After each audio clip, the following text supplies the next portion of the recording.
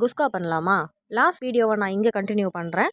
So அடுப்பெல்லாம் பற்ற வச்சுட்டு அடுப்பு மேலே குக்கர் வச்சுட்டு தேவையான அளவு எண்ணெயும் ஊற்றி எண்ணெய் காயிற அளவு வெயிட் பண்ணிக்கலாம்.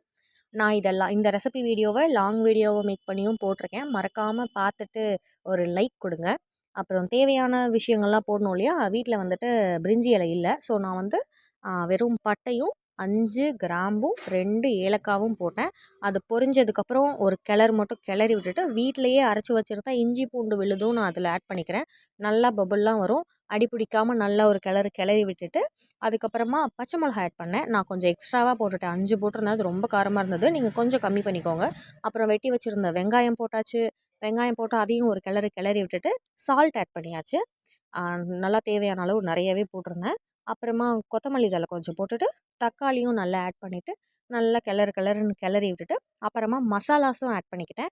இதில் வந்துட்டு பிரியாணி மசாலா இருக்குது, மிளகாத்தூள் இருக்குது, மல்லித்தூள் இருக்குது, அப்புறம் வீட்டிலேயே செஞ்ச இன்னொரு தூளும் இருக்குது. இது எல்லாத்தையும் போட்டு நல்லா கிளறுன்னு கிளறிட்டு லாஸ்ட்டாக ஃப்ளேவருக்காக கொஞ்சம் நெய் ஆட் பண்ணிக்கிட்டேன். நெய் போட்டதுக்கப்புறமும் இது நல்லா வதங்கி போச்சு. ஸோ வதங்கினதுக்கப்புறம் இப்போ நம்ம அரிசியில் வச்சுருந்த தண்ணி எடுத்து இதில் நான் ஊற்றிக்க போகிறேன்.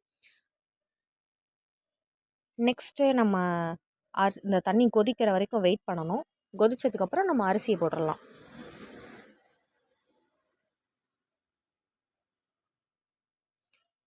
அடுத்ததாக அரிசியும் தண்ணியும் ஒன்றா ஆகிற வரைக்கும் நல்லா கெட்டியாகிற வரைக்கும் வெயிட் பண்ணணும்.